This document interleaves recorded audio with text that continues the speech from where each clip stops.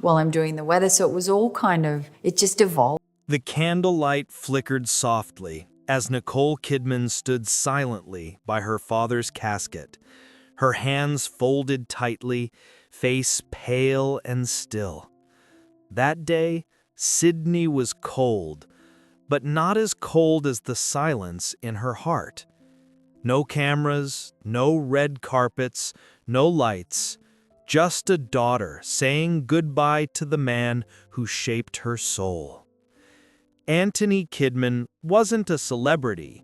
He never appeared on magazine covers, never walked any red carpets, but he was her foundation, a psychologist, a teacher, a thinker, and above all, a quiet force in her life. When he died suddenly in Singapore in 2014, Nicole's world collapsed. Not in scandal, not in spectacle, but in a silence that only true grief knows. She once said, "He was the reason I could face the world." And then one day, he was just gone. In today's story, we go behind the scenes of Hollywood's most private actress to uncover the intimate, untold story of Nicole Kidman and the quiet brilliance of the man who made her who she is. Nicole Mary Kidman didn't grow up in the glow of flashbulbs or the echoes of applause. She was born on June 20th, 1967, in Honolulu, Hawaii, an unusual birthplace for a girl who would one day become one of Australia's most treasured actresses. Her father, Dr. Antony Kidman, was in Hawaii on a research assignment. Her mother, Janelle, was a dedicated nursing educator and later a passionate advocate for women's rights. Theirs was a household of intellect, curiosity, and quiet discipline. When Nicole was 4, the Kidman family returned to Sydney, where her parents resumed their careers in academia and public health. Their home was filled with psychology books, medical journals, and dinner table conversations about ethics, resilience, and the human mind. While many children grew up with lullabies or cartoons, Nicole was raised on the language of introspection and understanding. Her father's profession as a clinical psychologist taught her about emotions, but more importantly, about listening. Despite being naturally shy and reserved, Nicole discovered an unusual form of liberation on stage. Her first taste of acting came during ballet classes, but it was drama that lit a fire in her. As a teenager, she enrolled in the Australian Theatre for Young People, where her instructors immediately saw something special, a quiet force, emotionally rich, intensely focused. At just 16, she landed her first movie role in Bush Christmas, followed quickly by roles in BMX Bandits and several Australian TV series. But acting was never just a hobby. For Nicole, it was a lifeline, a channel to express everything she felt but rarely said. As she transitioned from local productions to international acclaim, her performances remained grounded in truth. Dead Calm marked her Hollywood debut, and it was her role opposite Tom Cruise in Days of Thunder that catapulted her into the global spotlight. By her early 20s, Nicole Kidman was no longer the daughter of scholars. She was a rising star. Still, she never abandoned the foundation laid by her parents. She brought their values into every role: empathy, precision, and a deep understanding of human nature. Her portrayal of Virginia Woolf in The Hours earned her an Academy Award. In Moulin Rouge, she sang of doomed love with aching vulnerability. In Big Little Lies, she channeled the silent suffering of abuse survivors with terrifying realism. Yet through all this, Nicole never sought the spotlight for its own sake. She rarely gave interviews, she avoided gossip. Her greatest performances always hinted at something personal, something deeper, something perhaps only her family understood. Her mother, Janelle, was the first to tell her she could do anything. Her father, Antony, rarely praised, but always believed. Together, they created a woman both tender and unbreakable. And while the world saw an actress at the height of her fame, Nicole herself often said, "What I am comes from home." He never wore a suit on television. He never stepped on stage or signed autographs. But in Nicole Kidman's life, Antony Kidman was the most important man she would ever know. Born in 1938 in Australia, Dr. Antony David Kidman was a man of exceptional intellect and quiet command. A clinical psychologist, author, and respected academic, he dedicated his life to understanding the human mind, not for fame, but for healing. At the University of Technology, Sydney, where he worked for decades, he was known not only for his research, but also for his compassion. He taught, counseled, and wrote with a single mission: to help people cope with pain. At home, he was no different. Nicole would later describe him not as strict, but as deep. He wasn't the kind of father who gave long lectures. Instead, he would ask a single question and let silence do the work. He believed in the strength of vulnerability, the power of conversation, and the dignity of listening. In a household driven by intellect, his was the calmest voice, and often the most powerful. While Janelle managed the daily rhythms of the home, Antony shaped the emotional core. He had a habit of reading aloud to his daughters, philosophy, poetry, even Shakespeare, believing that language, like emotion, needed to be felt, not just understood. Nicole often sat on the carpet as a child, legs crossed, chin in hand, listening to her father read about the tragedies of Greek heroes or the tenderness in a Rainer Maria Rilke poem. But he wasn't a distant intellectual. Antony was also the father who biked with Nicole through the parks of Sydney, who held her hand when she had nightmares, who whispered, "You'll be fine, darling," before school exams. He was there when she broke down after her first onstage rejection, reminding her that failure is only failure if you stop trying. Still, when Nicole told him she wanted to become an actress professionally, there was a pause. Antony, the man who believed in stability and logic, was deeply concerned. He said, "It's a hard world, not always fair." But he didn't forbid her. Instead, he handed her a journal and said, "If you're going to do this, make sure you understand who you are." Years later, Nicole would say that gift was more valuable than any advice, because it taught her that acting, like psychology, was about the human condition. Their bond wasn't loud. They didn't need to talk every day, but Antony followed every performance, read every review. Nicole often recalled how after particularly difficult roles, he would send short messages, sometimes just one line: "You went deeper this time." One of the few photos Nicole ever shared publicly of her father showed him not in a lecture hall or at an awards ceremony, but in their garden, wearing a sun hat, reading a book. That was who he was. Steady, gentle, anchored. A man who didn't need to be seen to leave a legacy. In a world full of noise, Antony Kidman was the silence that held everything together. And for Nicole, his presence was never about grand gestures, but about the small moments: a hand on her shoulder, a line in a letter, a gaze of quiet pride from the audience. She would later say, "He wasn't interested in who I became on screen. He cared about who I was off it." But fate would soon cut that connection short. It wasn't an illness anyone saw coming. It wasn't something the cameras caught.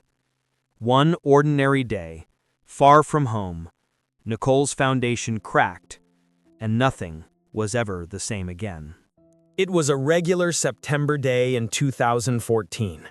Nicole was in the middle of a tight filming schedule, preparing for a new role that demanded every ounce of her emotional strength.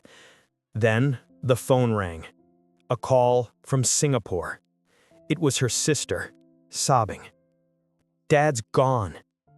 Antony Kidman had traveled to Singapore to visit Antonia, Nicole's younger sister. He seemed healthy. There were no signs of illness. They had gone out for dinner the night before. He laughed, told stories, hugged his daughter goodnight. But in the early hours of the next morning, everything changed. He collapsed inside the hotel room. A sudden cardiac arrest. The fall caused severe injuries. By the time emergency services arrived, it was too late. Dr. Antony Kidman was pronounced dead on the scene. He was 75 years old. News spread fast, but Nicole stayed silent. No press statement, no tears in public, only a brief, trembling confirmation from a family spokesperson. Nicole and her family are in shock. They ask for privacy during this difficult time. For Nicole, the world blurred. She abandoned the film set and flew home immediately, not to Sydney, but to Singapore. Not to attend a premiere, but to identify her father's body. Sources close to the family said Nicole collapsed when she saw him. It wasn't just grief, it was disbelief. Just days earlier, they had spoken. She had planned to see him the following week. And now he was lying before her, silent and cold. What made the pain worse was the suddenness. There was no goodbye, no final words, no time to prepare. Antony had always been the strong one, the steady presence, the man who never missed a beat.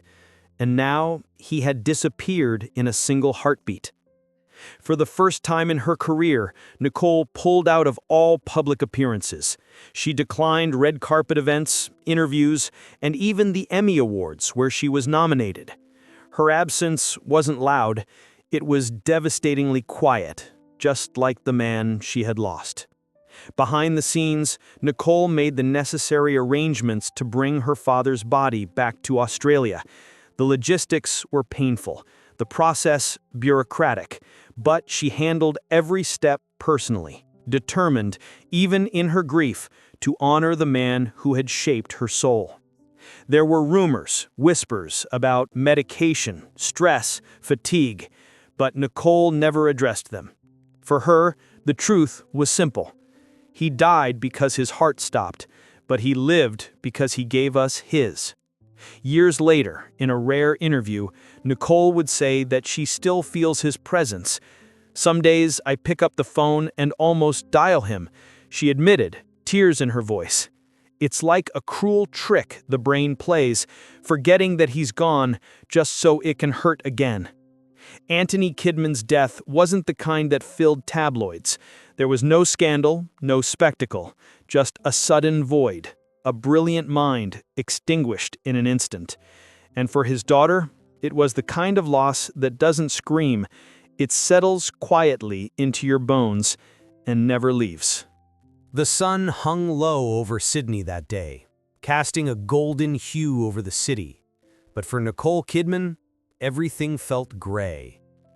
On September 19, 2014, the funeral of Dr. Antony Kidman was held at St. Francis Xavier Church in North Sydney, the same parish where the Kidman family had worshipped for decades. It was a modest Catholic ceremony, per the family's wishes. No massive floral arrangements, no fanfare, just quiet, dignity, and grief. Nicole arrived early with her husband, Keith Urban, and their 2 daughters. She wore a simple black dress, her hair pulled back tightly, almost as if to hold herself together. At her side was her mother, Janelle, frail but composed. Nicole didn't let go of her hand once. Though many expected a star-studded event, the guest list remained intimate. A few close friends from Hollywood came in quietly, sitting at the back. The pews were filled not with celebrities, but with patients Antony had once counseled, former students, fellow researchers, and community members. People who knew him not as Nicole's father, but as Dr. Kidman, the man who had changed their lives without asking for anything in return. A soft choir sang hymns as the ceremony began. Nicole sat motionless, her eyes fixed on the wooden casket at the altar. No tears, at least not publicly, but her stillness spoke louder than any sob could. It was the stillness of someone carrying too much pain, someone trying not to fall apart in front of the world. Her sister, Antonia, gave the first eulogy. She spoke of a father who listened more than he spoke, who taught without lecturing, who loved without needing to prove it. Nicole followed next. When she stood at the lectern, a hush fell over the room. She didn't read from notes. Her voice was quiet, deliberate. My father was a man of deep thought and deeper love. He never needed the spotlight, but he gave us the strength to walk into it. Every time I step on a set, I carry his belief in me. Then she paused. Her voice cracked. He called me his wildflower. And now I feel like I've lost the sunlight. The room fell into a soft wave of muffled weeping. Even those who had never met Antony could feel the depth of loss in his daughter's voice. After the ceremony, the casket was carried out by 6 men, 3 colleagues, 2 friends, and Keith Urban. Nicole walked behind, holding her mother's arm, her eyes hidden behind large, dark glasses. The burial took place at a nearby cemetery. The press were kept at a distance, but a few long-lens photographs later emerged, showing Nicole kneeling by the grave, one hand touching the headstone, the other holding a folded piece of paper. It was later revealed that the letter was written on hotel stationery from Singapore, her final message to her father, penned just hours after his death. As the family took their last moments, the church bells rang. Not loud, but low and heavy. Nicole stood, bowed deeply, and whispered a prayer. There were no red carpets, no closing credits, just a daughter, a mother, and a goodbye that no one was ready to say. After the funeral, Nicole Kidman disappeared. No interviews, no public appearances, no social media. For nearly 6 months, she stepped out of the spotlight, not as an actress retreating from fame, but as a daughter mourning a man the world never truly saw. Close friends described her as hollow. She canceled film offers, declined red carpet invitations, and withdrew from major industry events, including the 2014 Emmy Awards, where she was expected to make a splash. Instead, she stayed home, with her mother. In interviews years later, Nicole would reveal that she moved her mother, Janelle, into her Nashville home right after Antony's death. "We needed each other," she said. "My mother lost her husband. I lost my foundation."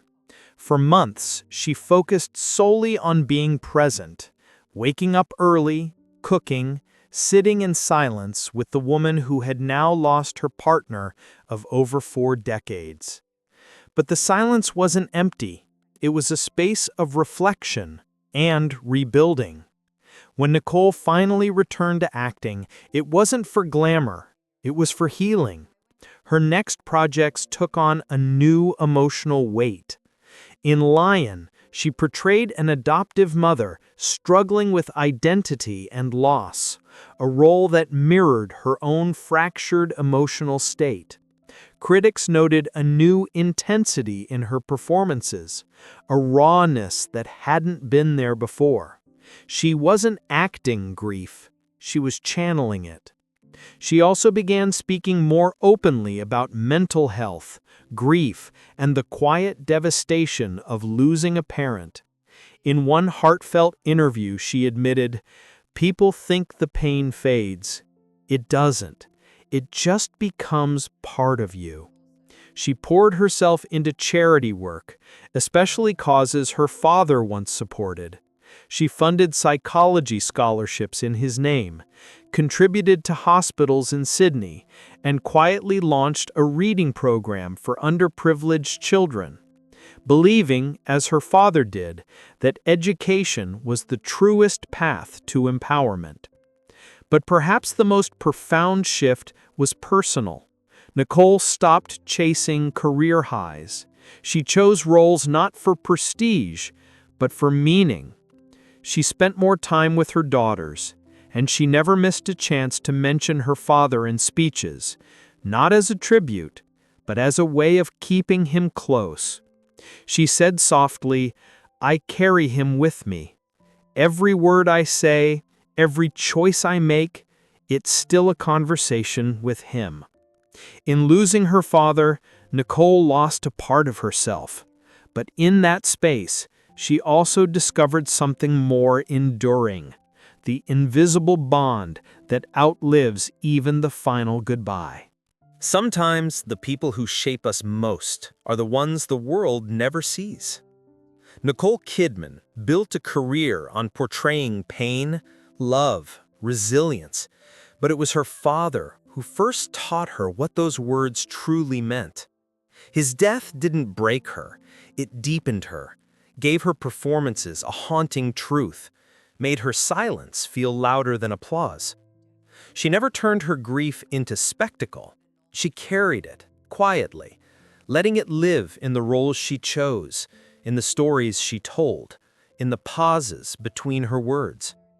And through that, her father lives on, not just in memory, but in meaning. Perhaps that's the truest legacy any parent can leave. Not wealth, not fame, but values. A voice that whispers even after it's gone. A light that stays on long after the room goes dark. And maybe we all have someone like that. Someone whose absence feels louder than their presence ever did. Who was that person for you?